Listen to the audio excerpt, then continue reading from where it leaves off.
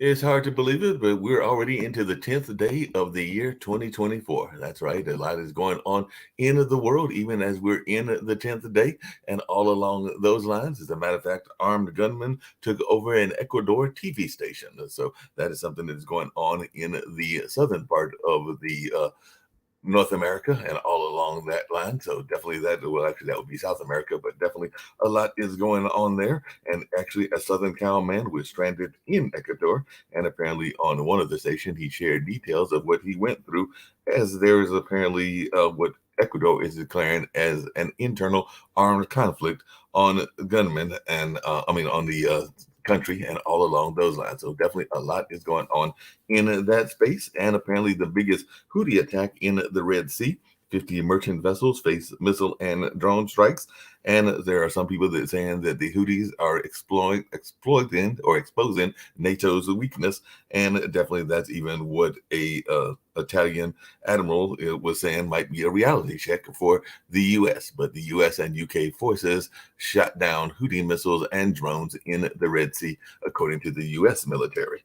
And definitely, U.S. Secretary of State Anthony Blinken is visiting in the Middle East, and he has told Abbas that the U.S. supports tangible steps toward a Palestinian state.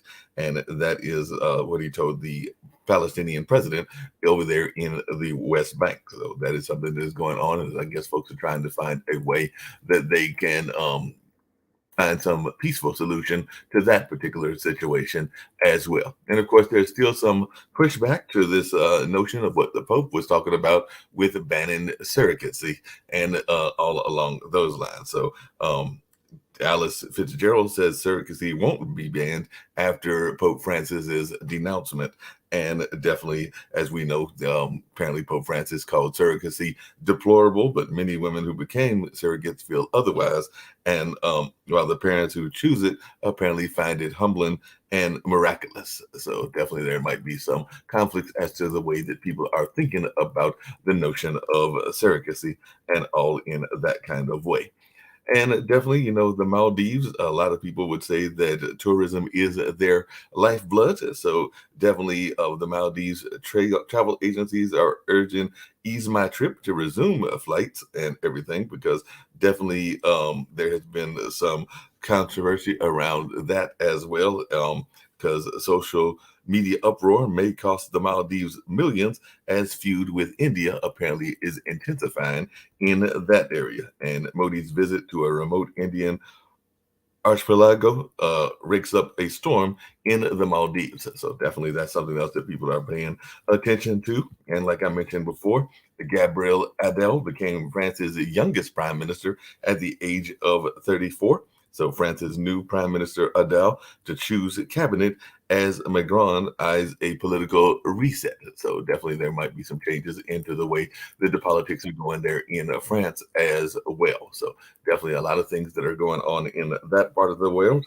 And we're definitely paying attention to a number of those things, even here at Pod TV as well. So definitely a lot of folks are paying attention to a number of things that are going on in the world. And as I've mentioned before, the German strike is still going on. As a matter of fact, train drivers strike, farmers protest, and it's still going on there. And that is causing major disruptions in Germany. So we're seeing that both their rail strike and their farmers protest are causing disruption in Europe's biggest economy. So that is something else that is going on in the world. And Zelensky apparently made an unannounced visit to Lithuania to discuss the war in his part of the world as well. So definitely that is something that is going on. And Zelensky says there is no pressure to stop fighting Russia. So definitely it does look like that war could be going on for some time as well. So definitely a lot of people will be paying attention to that and paying attention to a number of other issues in the world as well. And of course, we do know that the Israeli military has carried out more strikes against Hezbollah in Lebanon and Israel and Hezbollah apparently are edging closer to war as drones hit a key Israel command base as well. So definitely does look like there's a lot of conflicts going on around the world and around the whole area and everything. As a matter of fact, I just saw a story here in Durham where they had a traffic stop, and they said, and this is one of those things that was involved in international politics, but apparently they were saying that they found weapons of mass destruction on that stop and everything. So they found a bunch of weapons and they labeled them as weapons of mass destruction. So I'm trying to figure out exactly what they found. Maybe some AK-47s and some other type of weapons, but I'll have to get in touch with some of my friends in the police force to find out exactly what they found here that would be considered weapons of mass destruction and all along those lines. And of course, we do know that the Trump case for immunity is still going on, and folks will figure out whether that happened or not. And the House Republicans are considering holding Hunter Biden in contempt of Congress. And there is a Republican debate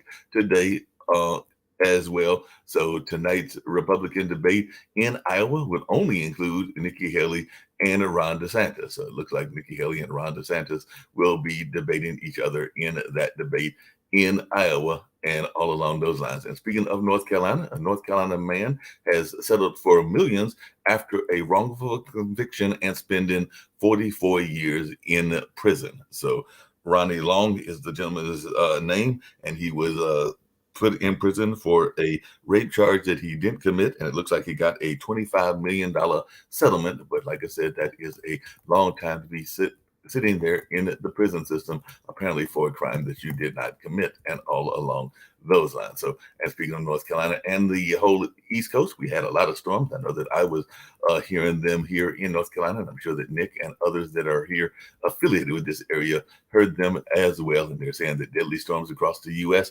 delivered tornadoes, snow, and flooding. Don't know that we got any tornadoes in Durham, but there was definitely some bad and severe weather. But today is looking sunny and lovely out there and all along those lines. So that's just some of the things that I saw in the news. I'm going to bring in some of our guests, and then we'll have a conversation with him about what he's doing. And then, of course, we've got a number of other things that are going on as well. So, Don, glad to have you here with us.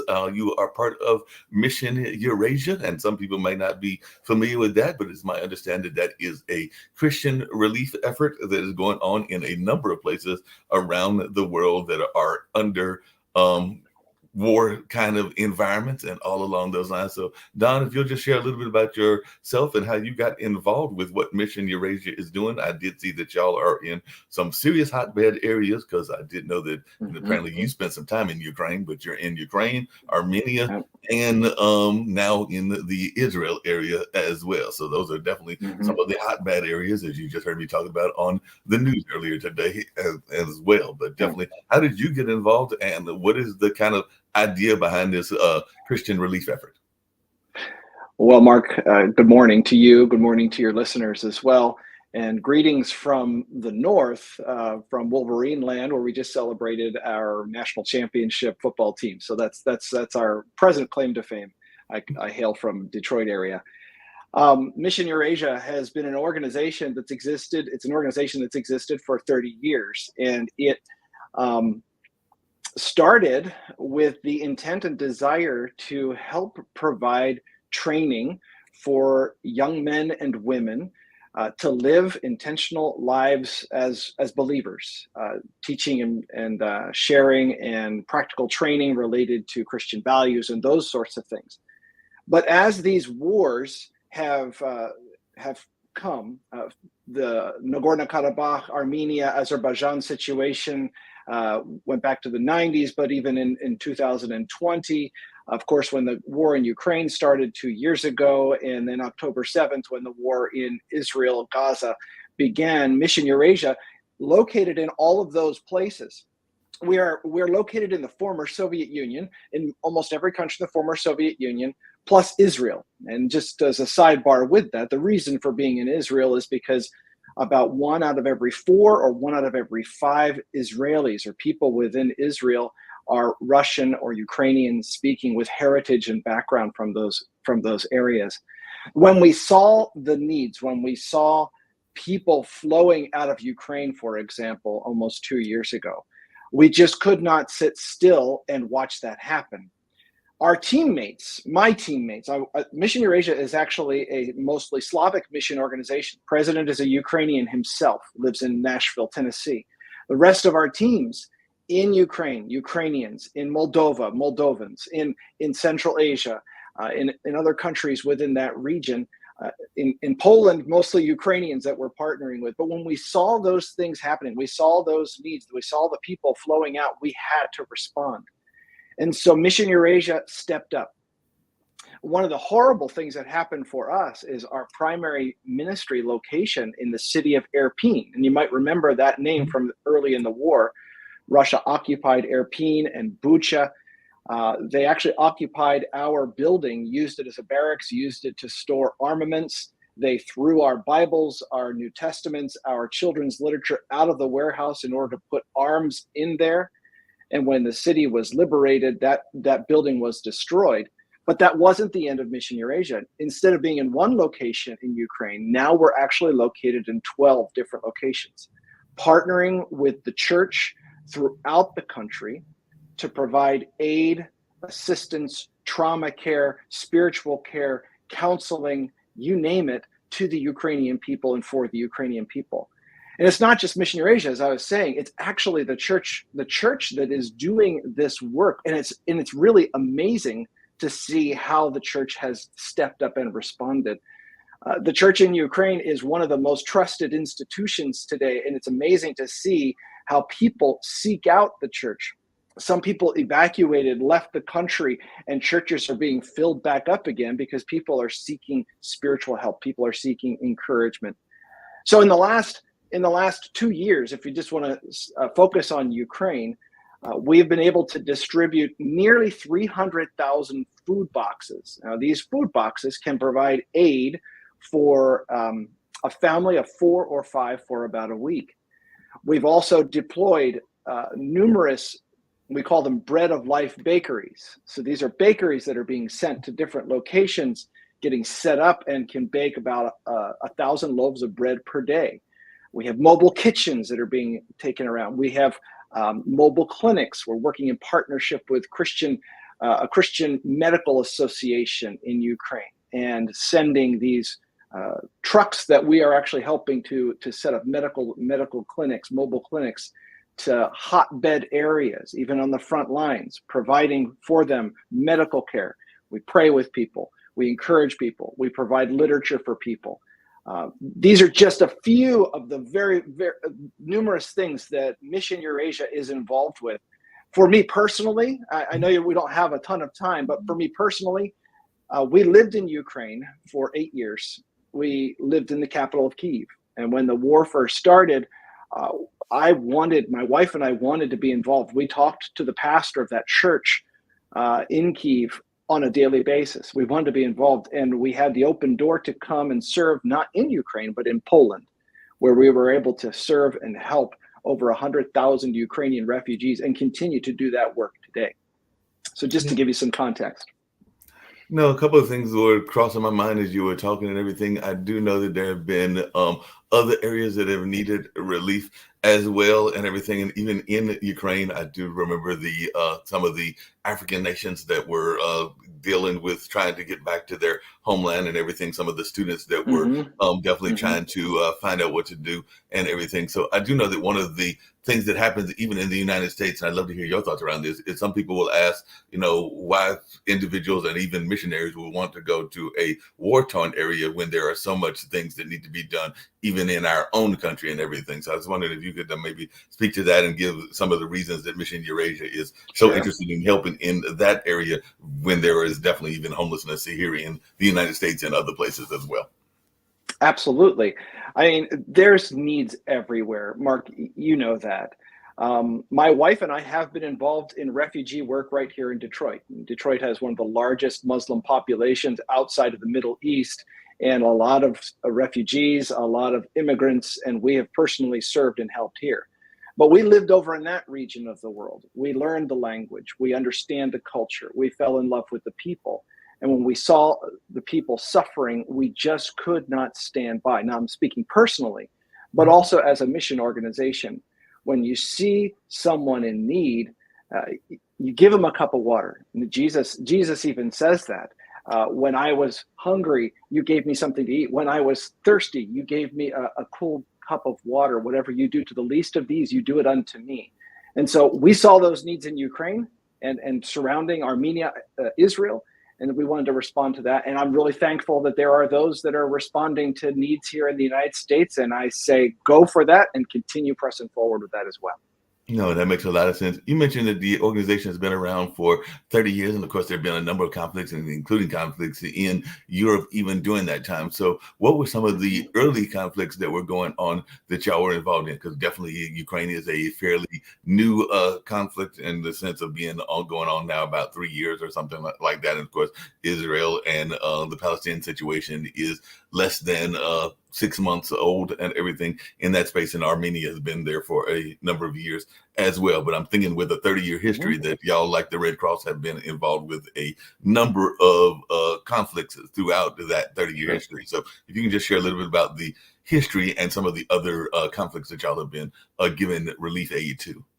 Sure. And again, to be clear, Mark, Mission Eurasia was not started as a humanitarian organization. So we started actually training young people, training young believers in living with Christian values and living intentionally for God. That's our bread and butter. That's our focus. But that training has always included practical outreach, practical ministry. So when we're in Central Asia, for example, we're involved in training people there, but then people provide then those students, those Central Asians in the case of Central Asia, take their training, their practical training, and then we provide aid, we provide food, we provide resources that are necessary, and they travel and go to different areas that are in need. So maybe just people in poverty. So it might not be a conflict per se, but people who are struggling to find the food that they need, or people who are struggling with emotional situations, so we can bring some trauma care and things of that nature. So it's not always related to a conflict or a war or those kinds of things. Just along the same lines and everything, as you can see, we've got the rest of the panelists. I'm sure they've got some questions as well and everything. But there has been a lot of conversation. We've even had some of our regular panelists that talk about the Christian values here in the United States and whether we are not seeing enough of those Christian values being put out in the United States in general. So I just wonder your thoughts around that and whether that is something, because there's always been this notion of separation of church and state, whether that is something that we need to have more of, is more of these Christian values kind of put out there in the public and all along those lines. When I think about Christian values, I think about my own personal walk and my own faith. Waking up in the morning and spending time in God's word to try to grow as to how I can be a gentle person, how I can be someone who listens, how I can be someone who loves my neighbor as myself. Those are the kinds of things. So when I think about those kinds of things, I think about it on an individual basis. I don't think about it so much on a government, on those kinds of levels. Each individual growing as a Christian and trying to live the life that Jesus modeled to us and showed us in his word. Yeah, just along those same lines, and then I'll open up to the panel. I've also seen we've got Clem with us as well, who's on one of your cohorts there with Mission Eurasia and all along those lines. But definitely one of the things that I was curious about is you mentioned definitely celebrating the Michigan victory and definitely go Wolverines and all along those lines. I went to school in Milwaukee and I'm a proud Marquette Golden Eagle. And when I was there, we were the Warriors and all along those lines. But how do you find it easy to navigate that? Because you just mentioned earlier, Detroit and Michigan has a very strong Muslim community. We do know that there are some activists, including some activist politicians that are from that area and all along those lines. I think the representative of Detroit or that part of Detroit is a Muslim that has been in somewhat hot water sometimes for her political beliefs and everything, and is considered a member of the squad and all along those lines. But how do you navigate that, being a very strong Christian faith, but also being in an area that has a heavy Muslim community? Well, like I said before, my wife and I, off and on for the last, really 15 years, as we've lived in Detroit area, we've been involved trying to help Muslim immigrants in any way possible. I was tutoring a young guy, a young Kurd who was needing help with his English in high school. We were involved in teaching English to those that were desiring to get jobs, those desiring and working towards citizenship. We provided different events, Christmas events, or just bringing people together for encouragement, for to hear good stories. Went and visited the mosque myself on a number of occasions with some of my friends from Dearborn. Just trying to build friendships and relationships, build those bridges, and through that to show them the love of Jesus. That's my desire, and that's the way I do that. Yeah, one of the things I know that has happened here in North Carolina, I'd love to hear if it's happening in Michigan, and even when you go to these countries, is there have been efforts to have a conversation among the different religious backgrounds and everything. I know that even here in Durham, there have been some conversations that have been taking place where there would be imams as well as Christian leaders as well as Jewish leaders that would get together and find a common bond for whatever the problem is that is going on. And I was wondering if y'all were seeing similar type efforts there in Detroit, where people of different faiths might be trying to find a common cause on each other. I do know that a lot of work around the Christian community, but many religions is around missionary work and all in that space. But are you finding efforts to do some common conversation, even if you are different faiths? I can't speak too much to that, to be honest with you.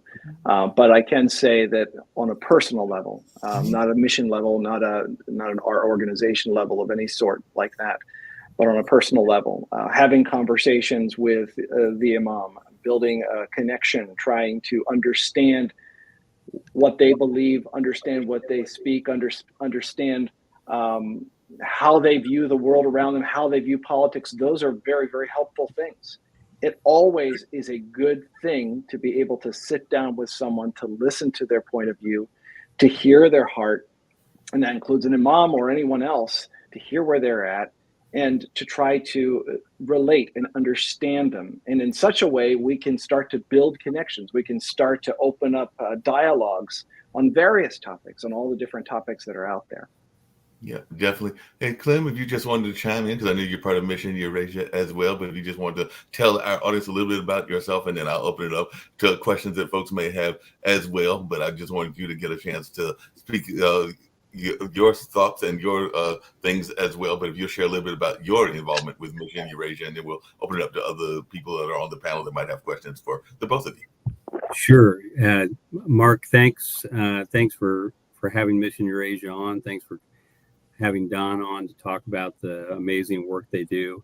So I work to help promote Mission Eurasia, to get the word out to American media, American Christian media about Mission Eurasia, to let them know about the amazing things they're doing, which is what connected the two of us, Mark, because you responded to an email I sent out to you about the fact that they're serving in war-torn areas. And I've been honored to work with Mission Eurasia. Don talks about Sergey Rakuba, who's the president, and just everybody that I've interacted with. They're amazing people. This is a Christian organization. They love Jesus. They want to help people know Jesus as their Savior and Lord, and they're not shy about that. But they also know, as Don's already pointed out, that they're about meeting practical needs. In Ukraine, they've done everything from trauma counseling. Don was running camps for kids that they don't know where their dads are at. They're not sure if they're going to see their fathers again. They were doing the food, providing food. They were providing housing, and the amazing thing is they've done such a great job at helping young believers in Ukraine, for instance, understand who they are and what their life ought to be about for Christ. That even while people they were running for help and getting help and on the move themselves as displaced people in Ukraine, they were trying to find ways to meet needs. And I just they are courageous, and they are focused in the right way on the things that really matter, and that's the things of God. So, yeah. So thank you. Thanks for just giving me the opportunity to share a little bit about that. No Yep, problem at Mark, all. I'm if I going to could, open it up to other folks now and everything. I think that Rick's got his hands up and got a question. And by the way, since we're going to actually, I've got to take this point of privilege and everything to actually give a congratulations to one of our members of our panel, because I understand that Travis, who is also coming down from Australia, like Shaquille, is now a new dad. So definitely want to give you a shout out and everything, because I understand you and your wife are now expecting a new young one. So I definitely had to give you that shout out before we get to the questions as well. Yeah, so 15 weeks along. Don't know if it's a boy or a girl yet, but super excited. Already tired from all the tests and all that sort of stuff. So hopefully in about 2-3 weeks, we'll be able to tell you if it's a boy or a girl. So sounds good and everything. Excited. Super excited. Yeah. Right. So this is an angry and divided time in the U.S., and the Russian government is happy to exacerbate that division by spreading propaganda via social media. In Ukraine, what is the Russian propaganda situation? And also, have you managed to talk to like any Russian prisoners to see what their idea of the war is? And the last question I don't have an answer for you on, but the reality of this war is it is the Ukrainian people against that propaganda machine, if you could put it that way.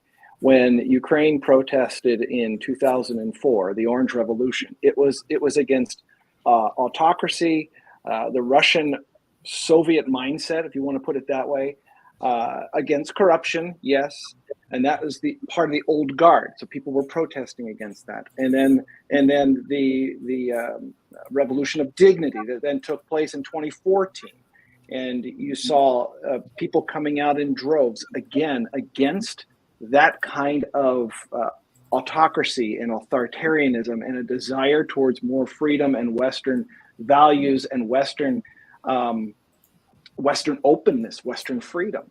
Because under Russia, it's not. In Russia, as you've already basically pointed out there, Rick, is that the country itself, media is closed down. It's one machine. It's one propaganda engine that's moving forward. You know, in America, we talk about propaganda on the news, yes, but the reality is that we've got different sides that can speak to different issues. There, that's not the case at all. There, when you got people running, you got the president running for re-election, and others have tried to put in an application to run against him. They found 100 reasons in the application why it was false, and they couldn't put that person forward. So the church is being, in great droves in Russia, being persecuted and thwarted, and even in the occupied territories and Crimea, just before the war began, the European Evangelical Alliance said that the most persecuted part of the church in all of Europe was in the occupied territories of Ukraine, which is in contrast to Ukraine itself, which has been an open, free society for those things. So I don't know if that answers all your question, Rick, but it's really a front. This war is very much an ideological front between the old guard Soviet-style autocracy and Western freedoms, independence, and so forth. Sasha's got a question for you, but before I get to Sasha's question, Lee Newton Rhodes actually put a comment in. I'd love to hear your thoughts around this, because when I mentioned separation of church and state, he said that separation of church and state is a misunderstanding, because it is not having a church-sponsored religion and not having a religious test. So I was wondering your thoughts around that, because that is a conversation that we hear quite a bit on politics, is this notion of separation of church and state. And then I'm going to go to Sasha and to Shaquille as well. But hello, my name is Sasha Star. I'm from Ukraine, beautiful city of Odessa, and I live in Canada for the last 40 some years. Now, I would like to find out what's your opinion on the origins of this war, the invasion of Russia against Ukraine. So it was done under false pretense that Russia wanted to prevent Ukraine to join NATO and probably European Union as well, but primarily NATO. So Ukraine, obviously on its own, could never fight such a strong adversary as Russia. It was impossible even to think about it.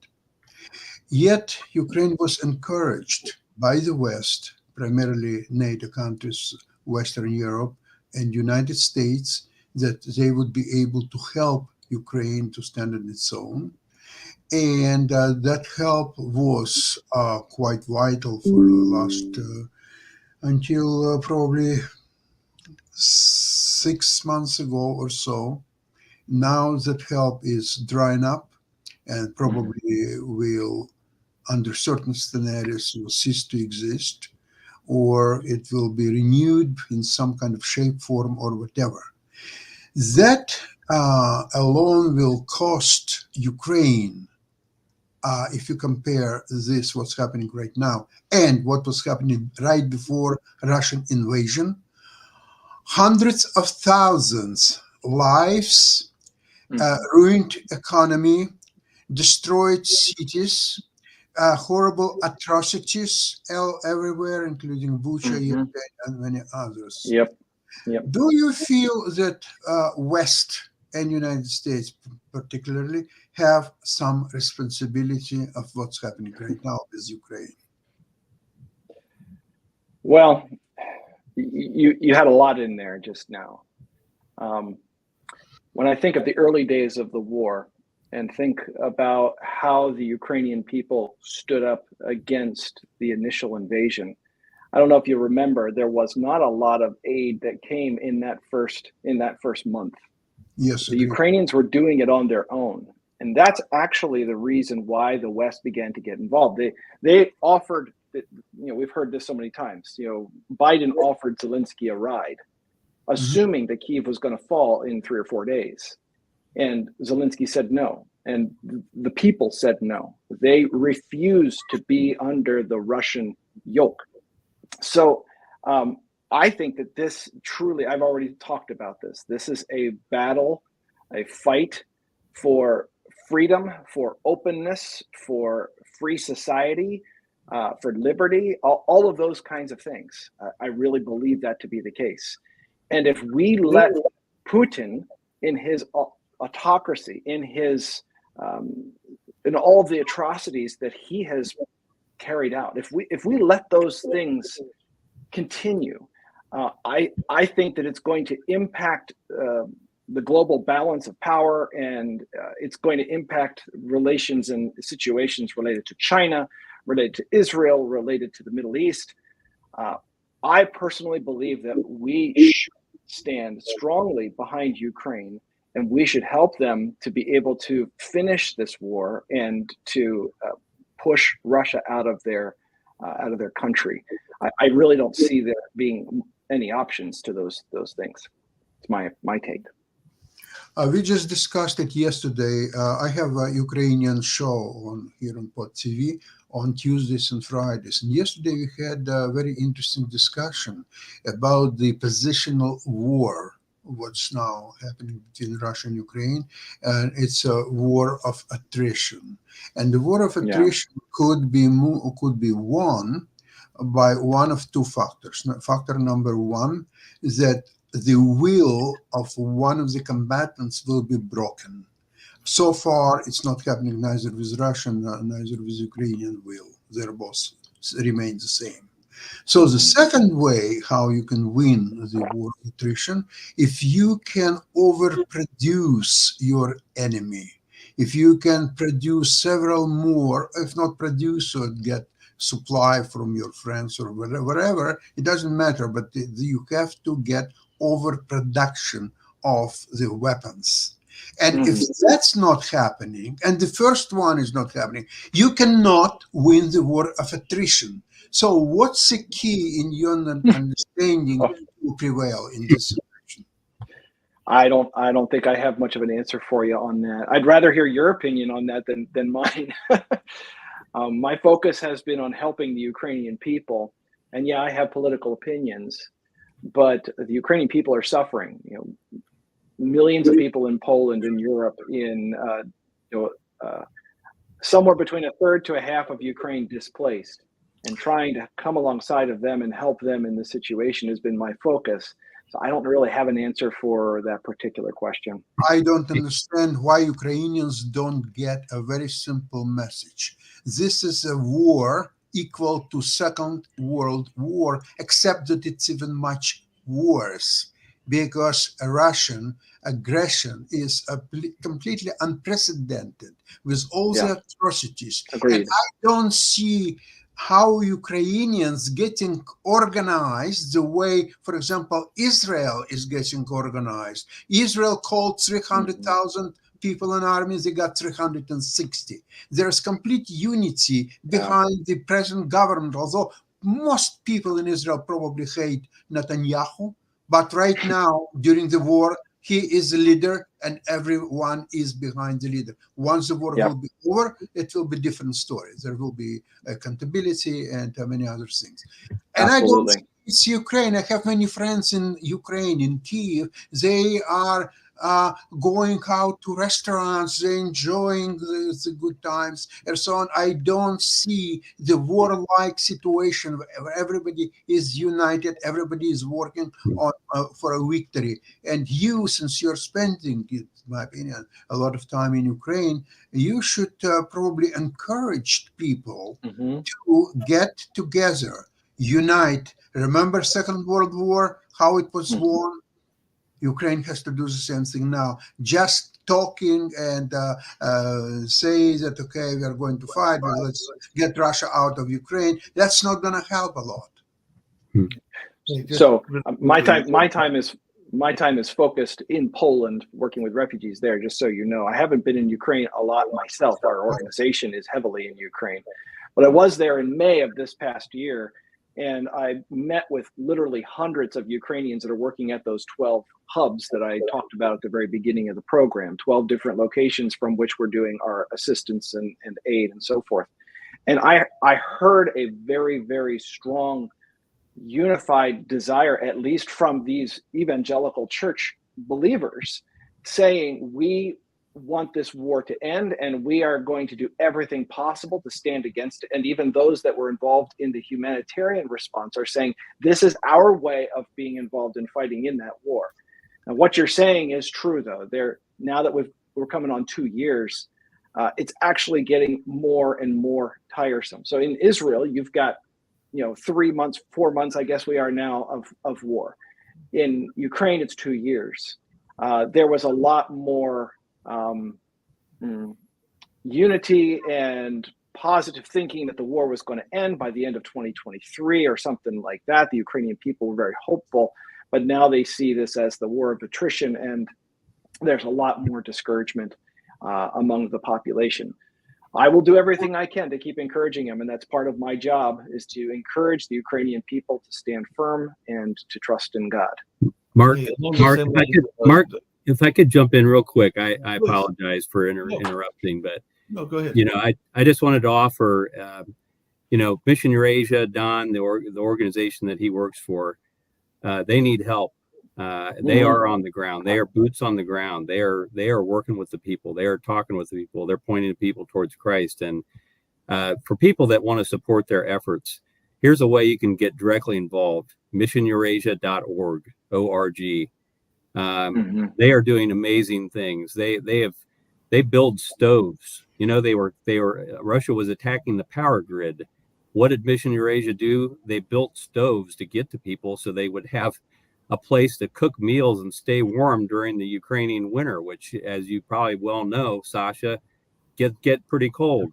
So they were just doing practical things like that to keep the people. Morale is huge in a war.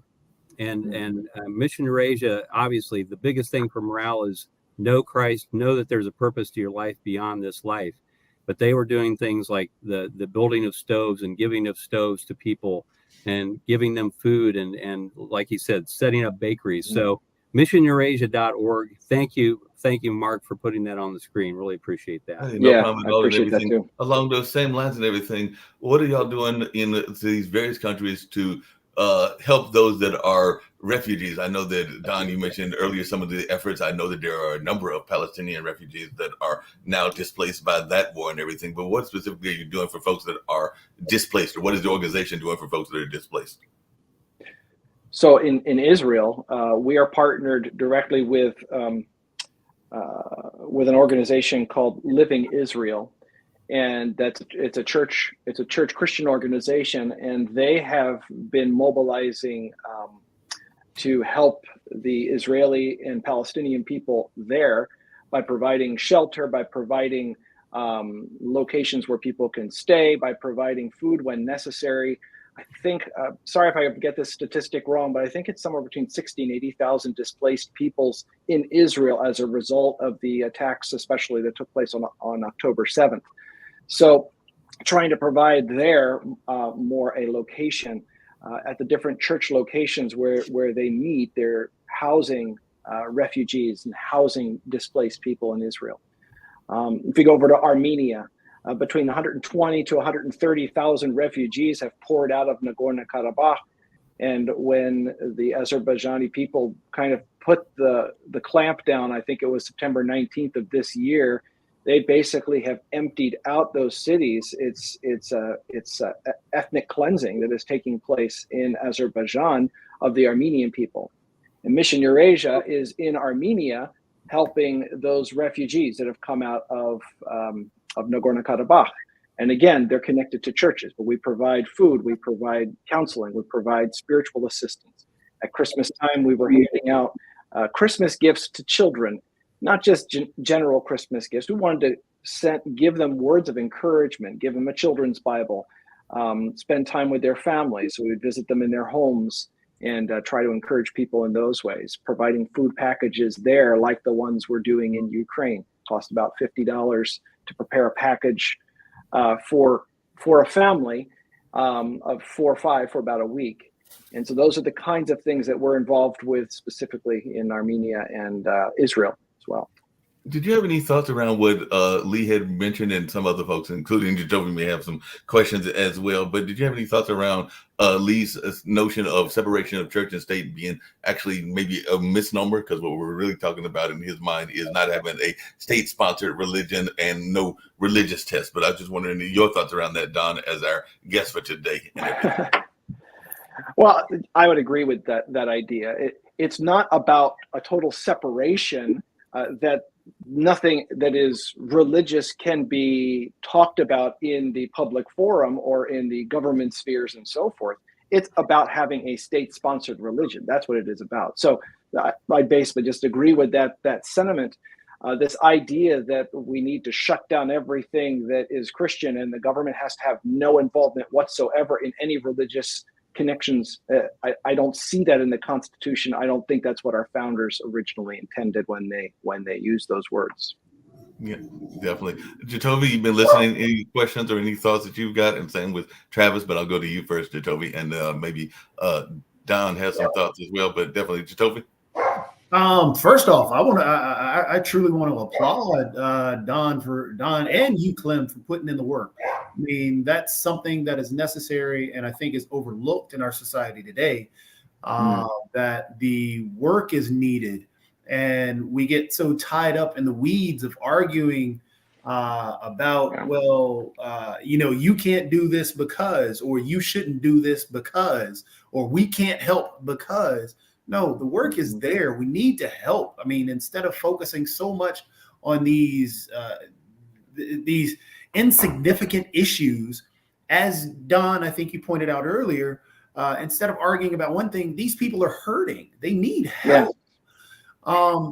So I guess that leads me to my question of, how, for both you and Clem, how can we push back against those that want to get into the weeds and argue about one, politics, or two, hey, it's not, you aren't the same culture as me.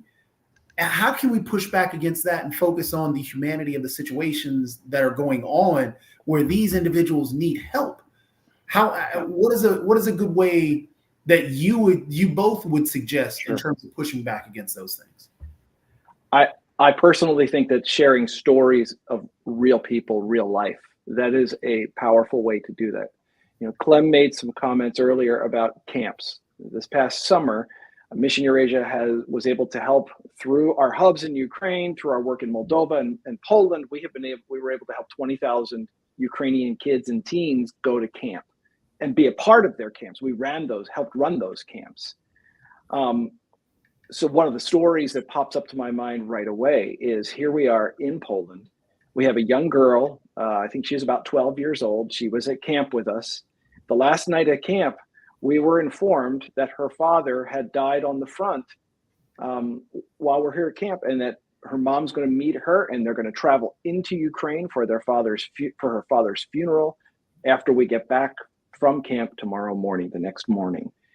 And just this young gal, she came to life at camp, and here she was looking at the Bible with us, playing games, doing sports, doing hikes through the woods. We were having a great time with this young gal, and then her life is turned completely upside down. Ukrainian kids, their lives are turned upside down. I mean, the refugees in Poland, the statistic is somewhere about 90% of the refugees that are in Poland. Well, first of all, adults would be women, 90%. And of all refugees in Poland, 50% or more are children. So you've got women and children who are suffering and struggling. Their dads are on the front line, or their dads are in Ukraine, not allowed to leave the country because of martial law. And so these horrible situations.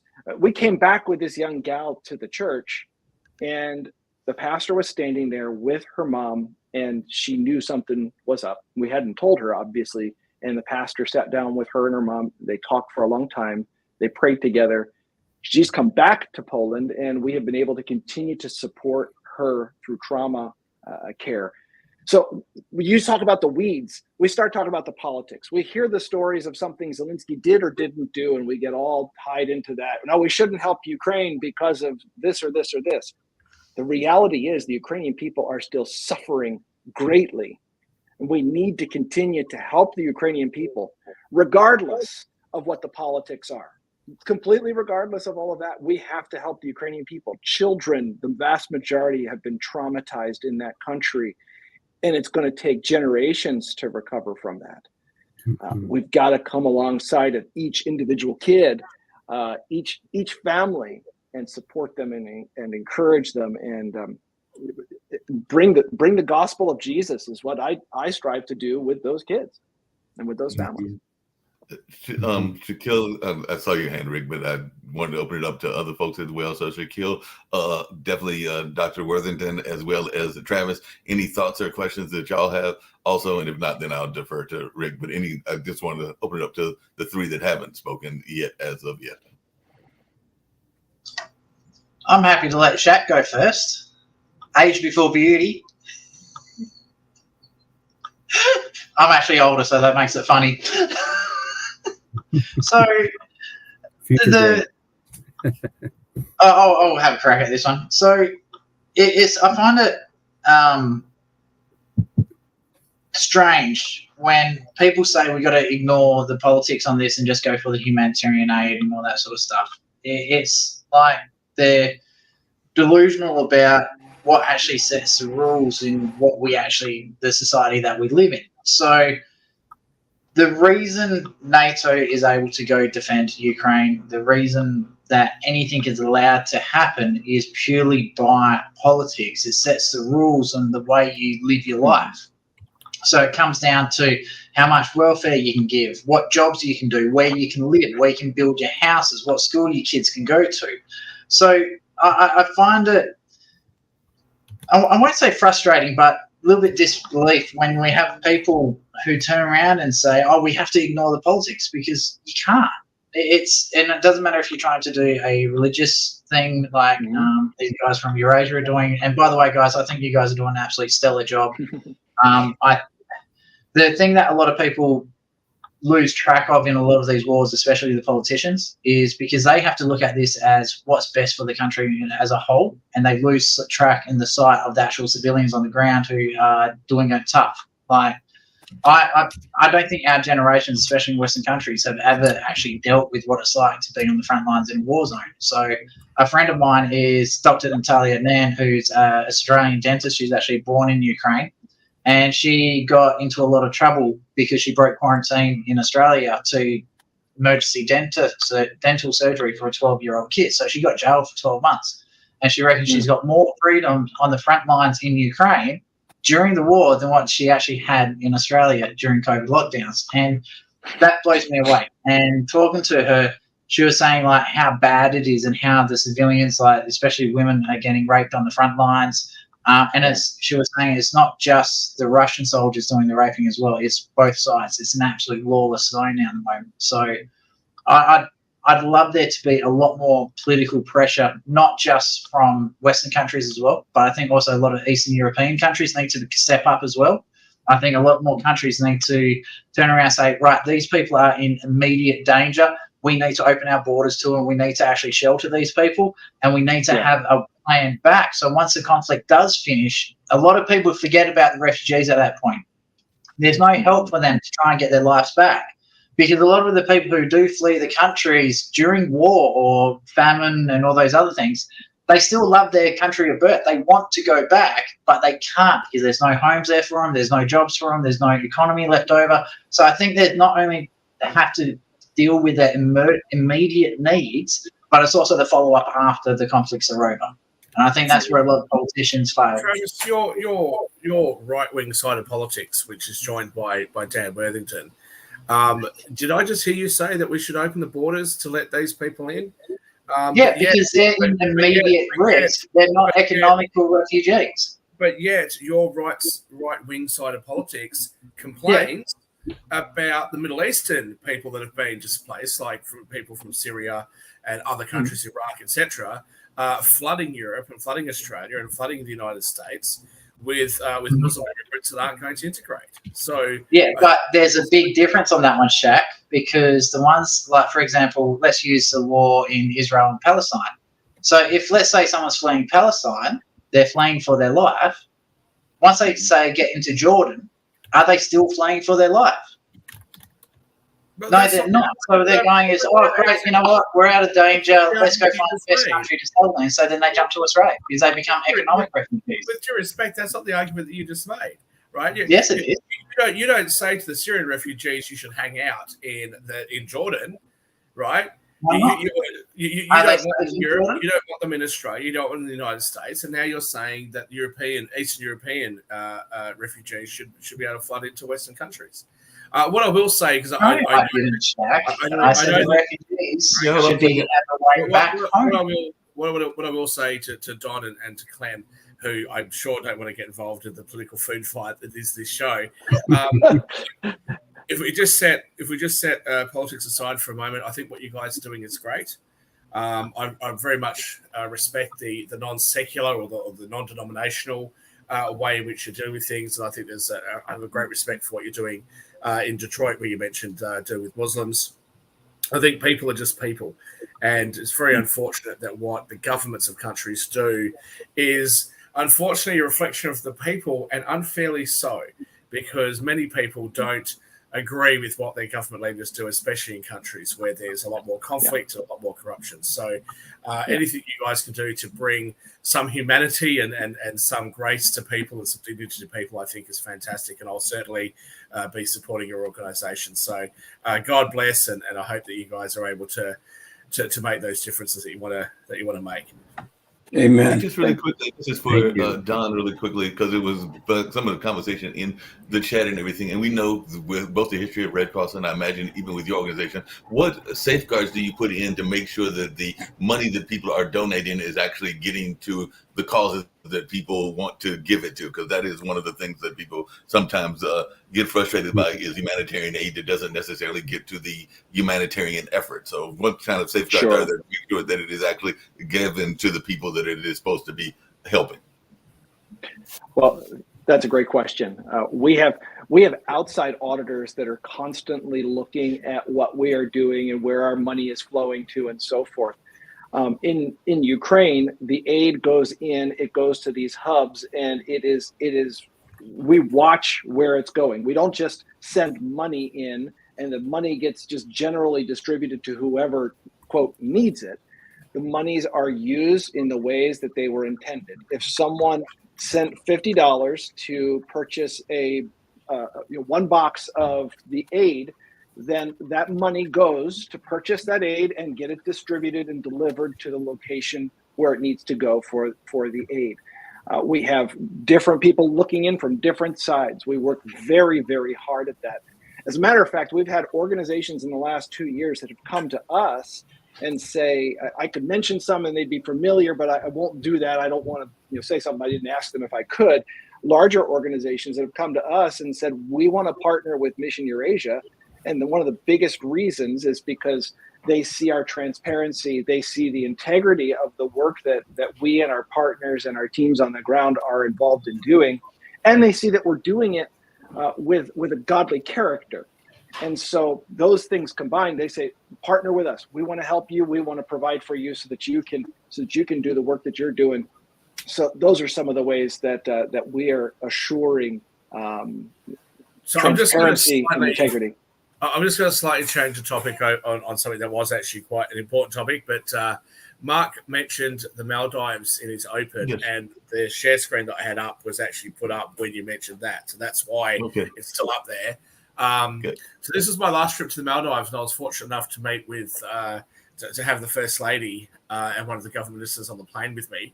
So this is my last trip to the Maldives. So it's gone off the screen. This is my last trip to the Maldives last year. Beautiful part of the world, and look, India has a lot of things that they tend to argue about with other countries. I am theoretically Indian, but I would just say that we should not take sides in some of their arguments. So that's a couple of photos from my trip in the Maldives. I would highly recommend that people go and visit the Maldives if they can, and other countries.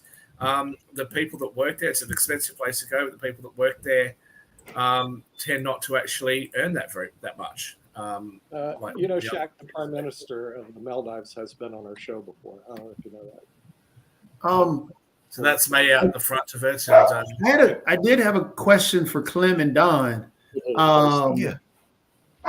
And Rick, I think Rick may appreciate this question as well, because this is something that he and I are both passionate about. In terms of future, looking into the future of how you guys are providing not only the aid and everything that you're doing, will or how can future technologies affect and work with you on that? Like AI being that future tech that's there and pressing on, will that have an effect on what you're doing and how you're able to provide or designate or find other areas of need in our global society? You mean to find other places where Mission Eurasia would step in to do work and assistance and so forth? Yes. Okay. Well, I don't know if I have an answer for your specific AI technology question related to that, because Mission Eurasia, the way we do our work is, again, what I've mentioned is we come on we're involved in training, in discipleship, in bringing biblical training to places, and then a crisis erupts, and we step in and try to find ways that we can help, meaning we have the resources to help, and what's most needed. Maybe I should put those in reverse order.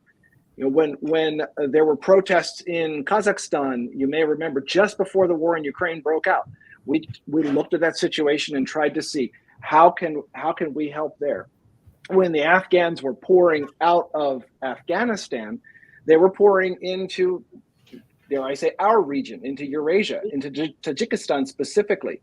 And we looked at different ways with our partners on the ground that we can assist the Afghan refugees that were coming out there. So it's more where our people are on the ground already, doing the work that they initially were called to do, and we say, hey, can we come alongside and help you in this present crisis, in this present situation? So it doesn't answer your question about AI, and I apologize for that. No. That was a good answer. I mean, it's Rick just had a question as well, and then I've got a lighthearted question to ask. And we could go a few minutes over and everything, but Rick had a question, and I've got a lighthearted question to ask you, Don. For decades, people inside and outside of Ukraine have been trying to squeeze corruption out of the government because a clean government is better able to resist Russia.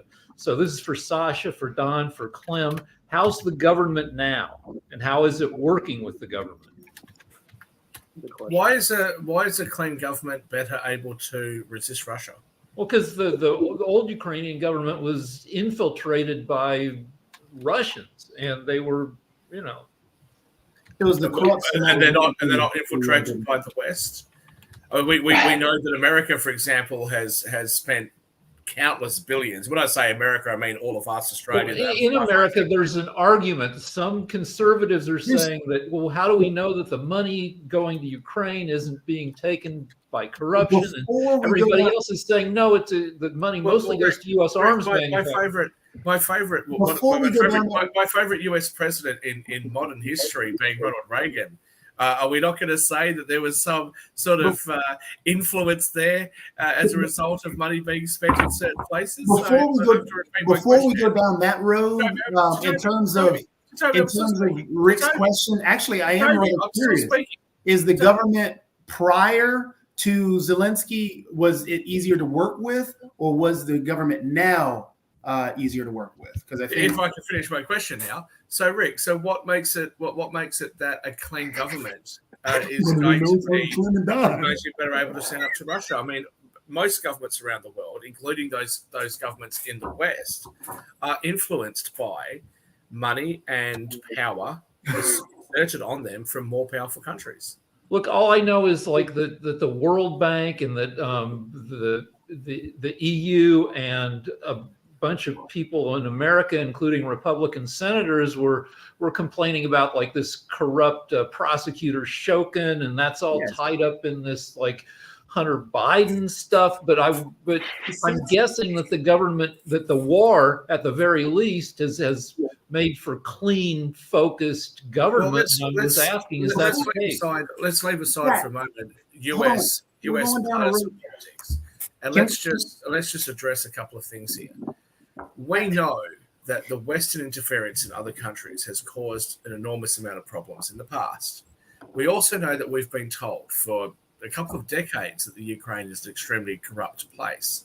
What we have seen is people in the Ukraine suffering terrible human tragedy, and the West saying to Russia, don't do it or else. And Russia's going, or else what? Well, what if we just go in and annex Crimea? And what did the West do? Absolutely nothing. Then they've gone in and tried to take over Kiev. They've totally infringed on the sovereignty of the Ukraine. And the West's response is, well, we told you not to do it or else, but now that you've done it, well, we'll kind of give some money and do, but we won't put any of our boots on the ground. So my statement is, and I've said this before, I've said this to Sasha before, we in the West have threatened to do something. Our bluff has been called, and we haven't actually done anything. And in the meantime, there are millions and millions of Ukrainians that have left Ukraine who may never return. The Ukraine, regardless of what result there is, whether the Ukraine wins this, whether it's a stalemate, whether Russia gets some ground, whatever the result is, the Ukraine, in my opinion, is left weaker and poorer because of the mass exodus of Ukrainians. And that is a failure of the West. If we're not prepared to go in and actually stand up for what we say we believe in, then we should just say that. If we are prepared to stand up for what we believe in, then we should actually back it. We haven't done that. And I think the Ukraine has been much worse off as a result. And it's not just the United States. Sorry, Sasha, I'll just say one last thing. It's not just the United States. Nigel Farage, who is, described as being an extreme right-wing nutjob, okay, Nigel Farage talked about this 15 years ago. He talked about this in the European Union. So I actually hold Europe and the European Union far more responsible for this conflict than I do the United States. I think that our response to it has been terrible. And I think that the Ukrainians that have been misplaced and displaced as a result should have a pretty poor view of the West, in whom they trusted to protect them, in whom they tried to have closer relations with and were let down. That's my opinion. I'd like to, I'd like to clarify the situation for our people. Russia proved that for whatever wrongful reasons it appears to be, pretends that Ukraine will not be able to join NATO and so on. However, regardless how wrong this idea is, Russia proved that it is prepared to kill people and get their own people killed in order to protect their so-called reasons for starting the war. However, I must say is that in the West, in the United States, people have their lives, their careers, their mortgages, their families, and none of that is applicable to Russia.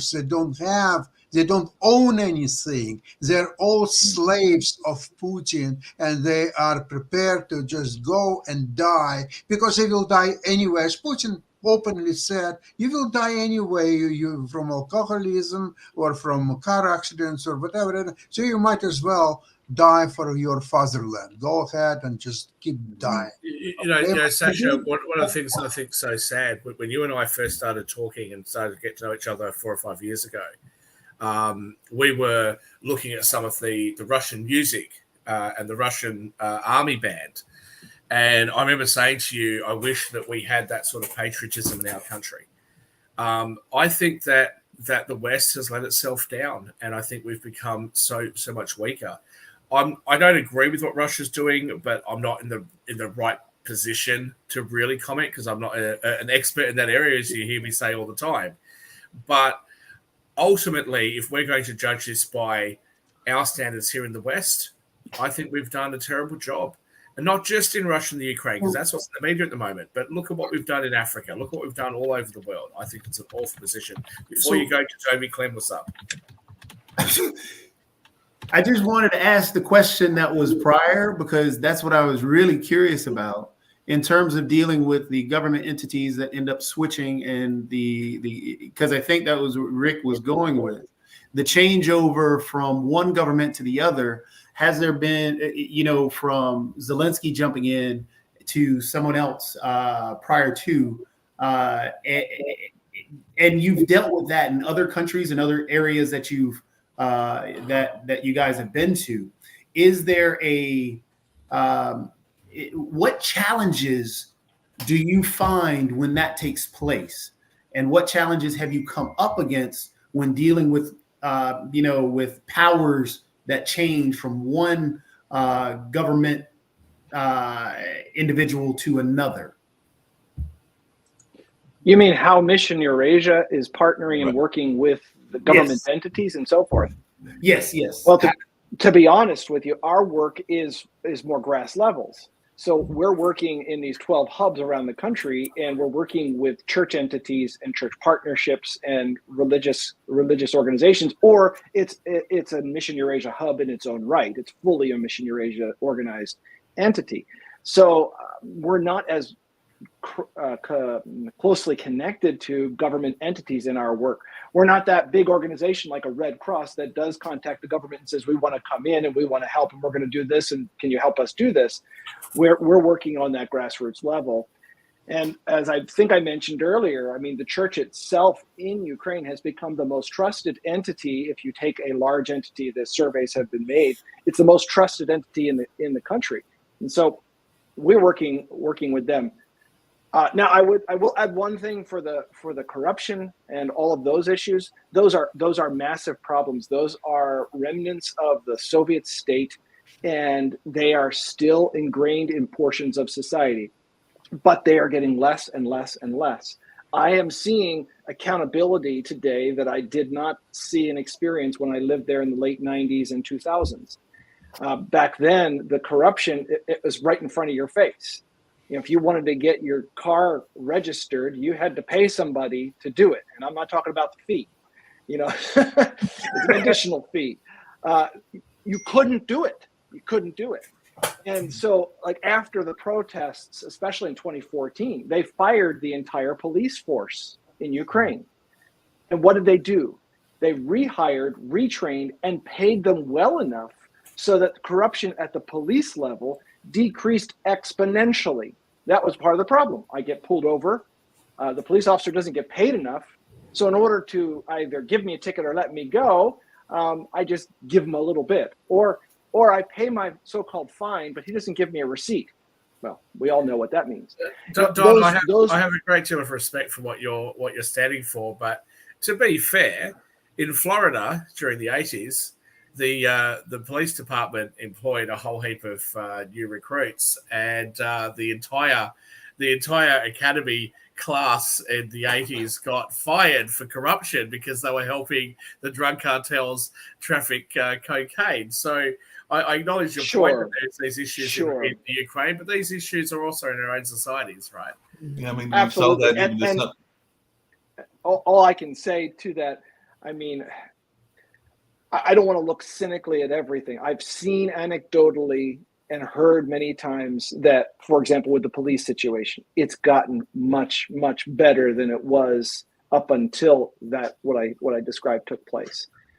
That's the people on the street, people on the ground, people in the church that say we don't want this corruption to be taking place, and we're seeing less of it.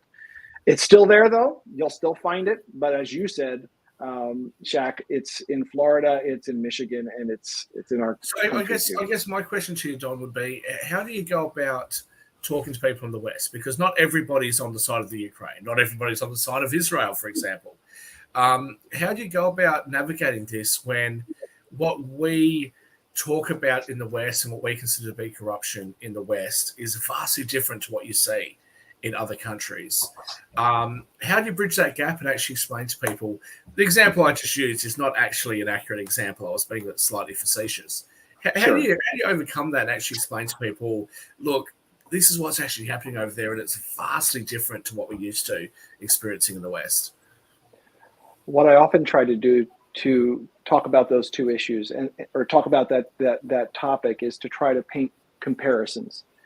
A lot of people look at Russia and they'll start thinking to themselves, Russia is just another version of the United States. I think people think that way. They look at different countries around the world and they go, it's just like us. They think just like us and all of that kind of stuff. And I try to paint the picture of a very corrupt state, a state with no freedoms, no freedom of the press, no freedom within politics and political realms, oppression left and right. I've been in Russia. I was in Russia 2 months before the war started, 3 months.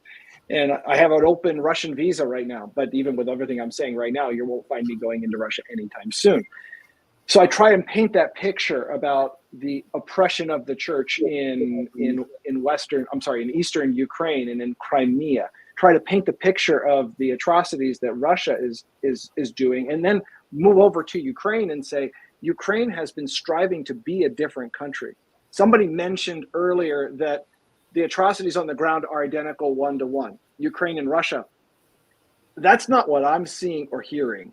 That's not what my teammates, I have chaplains that are with Mission Eurasia. They were partners with Mission Eurasia. Now they're chaplains in the military. That's not the kind of thing they're seeing. We're seeing Russian prisoners be sent back into Russia from Ukraine. And when they come back into Ukraine, they want to surrender again. And Ukraine is providing cards so that they know who to phone call when they get put back on the line. Sasha has his hand up. This is a question of both you and Sasha. All I'm trying to say is just trying to make those types of comparisons. And I'm going to need to go pretty quickly here. No, before you, and we're going to end the show, but Sasha, you have something, and I have that lighthearted question for you, Don. Something very important when people are talking about Ukraine, corruption and any other problems, you don't understand that Ukraine is very complicated society. And there are three distinct things when you're talking about Ukraine. Number one, it's heroic Ukrainian army, second to none. Yep. Fact. Number two is a government.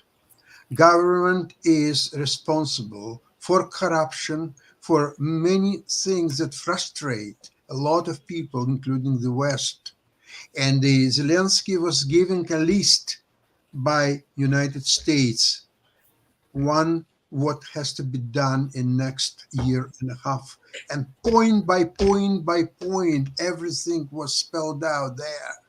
Number 2 document was immediate removal of 13 top people from the government.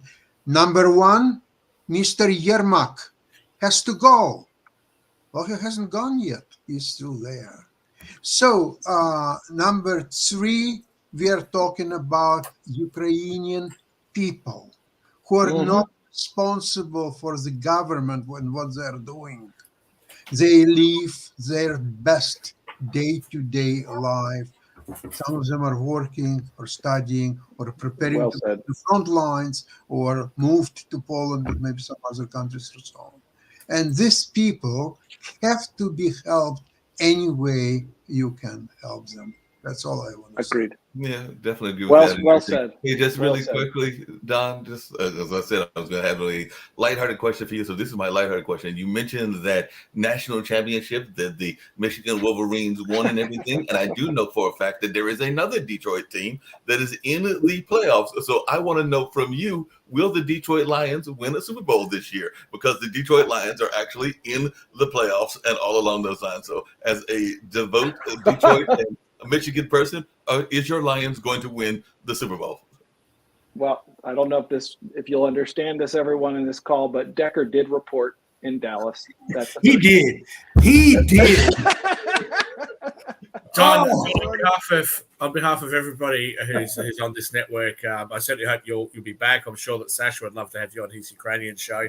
But God bless, and I hope that you're able to achieve the things that you're trying to achieve over there. I think that organizations like yours do a great deal of good that most of us can only envy. So God bless and wish you the best. Thank you, Shaq. And Caleb mentioned it. We've mentioned it before. We really could use people's help. So missioneurasia.org, and you can find out right there. It's pretty simple how you can help so that we can do the work that God has called us to do. We're on a break. Appreciate all of you. But we run a sort of a sister network to Pod TV in Australia. We've linked up. I'll actually make mention of you to our Australian audience, and I might even invite you onto our show as well. So, but again, God bless, and I hope that you were able to achieve the great things that you're trying to achieve over there. Appreciate it. Thank you, Shaq. Dom, if you got any last messages, and if you want to answer my question as to whether the Lions will win or not, and then we'll get ready to get on out of here. Will they go all the way to the Super Bowl? I have my doubts, but I'd love to see them win a couple. Go to the NFC Championship. That would be something to really see. For me personally, I'm actually leaving for Poland next Wednesday, so I'll only get to see the playoff game this weekend, and then I'll be gone for up until I'll be back before the Super Bowl, but I'll be gone for a number of weeks. Understood. You have something you're going to add to Toby? Otherwise, I'm going to hit the exit button. I was just going to make a joke because I was going to say I hope they get vengeance on Dallas because they were robbed. Yeah, agreed. Yeah, there was some questionable calls. Very good question, Dan. Do you speak Polish or Russian or Ukrainian? I speak Russian, and I understand and can have basic conversation in Ukrainian. You probably understand what I mean when I say that. I don't speak. I'm glad you. I'm glad you. Поэтому ты русскоязычный, наверное, да? I can speak. John, because the only thing Sasha taught me how to do was how to swear in Russian when I met him. So that's the only thing I've remembered. And on that note, we're going to get on out of here, but this has been a fun conversation. I'm glad that I was able to reach out through Clem to you, Don, and I think that we definitely gave some great insights, and I hope that you can make a return trip after your trip to Poland and share some more insights and thoughts, but I was glad to reach out to you through Clem and have your insights on what's going on. And I am a big fan of humanitarian aid whenever we can do that, no matter what the situations are. So I definitely have a great deal of respect for what you are doing and look forward to hearing more of your great work. And we'll try to find ways to show my support as well. So definitely have a great deal of respect for you. Dan, have you heard this saying, "Еще Польska не сгниела"? You heard that? Yeah. Okay, when you're in Poland, remember this. And good luck. All right.